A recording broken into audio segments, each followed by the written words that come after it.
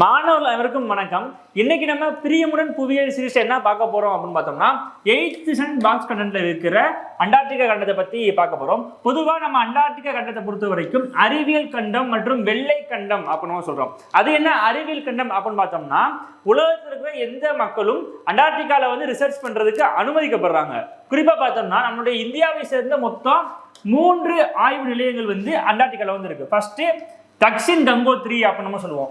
So Dakshin Gangotri எப்போ open பண்ணாங்க அப்படின்னு பார்த்தோம்னா 1983 ஓப்பன் பண்ணியிருப்பாங்க. செகண்ட் மைத்ரி எப்போ ஓப்பன் பண்ணியிருப்பாங்க அப்படின்னு பார்த்தோம்னா 1989 ஓப்பன் பண்ணியிருப்பாங்க. அதுக்கு பிறகு இந்தியாவின் மிக முக்கியமான ஒரு ஆய்வு நிலையம் எதுனா பாரதி 2012 ஓப்பன் பண்ணியிருப்போம். அப்புறம் உலகத்திலேயே மிகப்பெரிய கிளாசியர் பனியாறு எங்க இருக்கு அப்படின்னா அண்டார்டிகால தான் இருக்கு. அது பேர் லாம்ஃபர்ட் பனியாறு அப்படின்னு நம்ம சொல்லுவோம். அது மட்டும் இல்லாம நம்ம மொத்த அண்டார்டிகாலேயே இருக்கிற மிகப்பெரிய ஆய்வு நிலையம் எது அப்படின்னு பார்த்தோம்னா மெக்முர்டோ ஆய்வு நிலையம் அமெரிக்காவோடது. அது எங்க அமைஞ்சிருக்குன்னா ரோஸ் கடலுடைய பெனிசுலா ரீஜன்ல அமைஞ்சிருக்கு.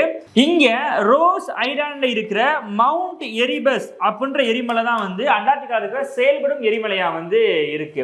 அண்டார்டிகாவிலேயே மிக உயரமான சிகரம் எங்க இருக்கு அப்படின்னு பார்த்தோம்னா சென்டினல் மலைத்தொடர்ல இருக்கிற வின்சென்ட் மாசிப் தான் மிக உயரமான சிகரம் அண்டார்டிகால. இது உயரம் 5140 மீட்டர்கள் கொண்டது.